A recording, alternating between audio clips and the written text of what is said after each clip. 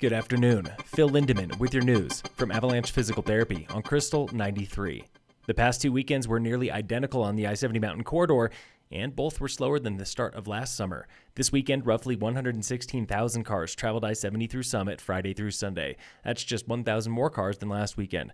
This same weekend last year, nearly 126,000 cars traveled the Mountain Corridor, nearly 10,000 more than this year. So far this summer, traffic is consistently slower than last year by several thousand vehicles.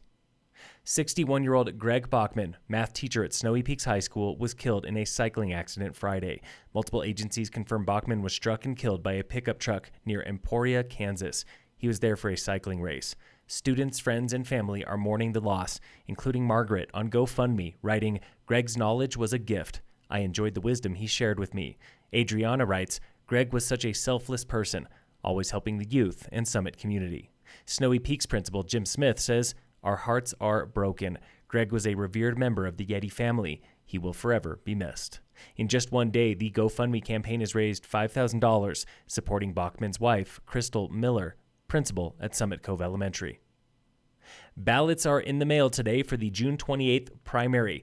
We recently took a tour of the Summit County Clerk and Recorder's office for election season myth-busting with Chief Deputy Clerk Stacy Nell. There's a lot of mis and disinformation out there, but we, as the Summit County Clerk and Recorder's Office, we are the trusted source for elections and voting information. Nell says every election comes with checks and balances, like bipartisan election judges confirming every last ballot. Bipartisan judges are the ones processing, opening, performing signature verification, determining voter intent when it's needed. True, the clerk's office itself is elected, but duties for the election season are strictly administrative. We have to make sure that, do we have all the proper computers? Are they certified and updated, ready to go? But even still, we involve the judges in that as well. Nell admits there is no denying accusations of election fraud in other states and even other parts of Colorado.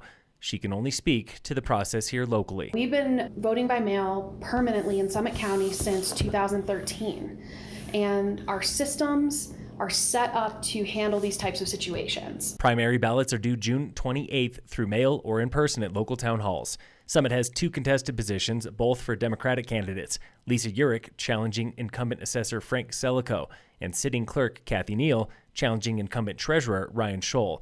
Our source on this story, Stacy Nell, is running unopposed for the clerk's office. Local fire danger is moderate today with no fire restrictions. In sports, the Avalanche are 1 game away from the Stanley Cup Finals. They play the Oilers tonight at 6, leading that series 3-0.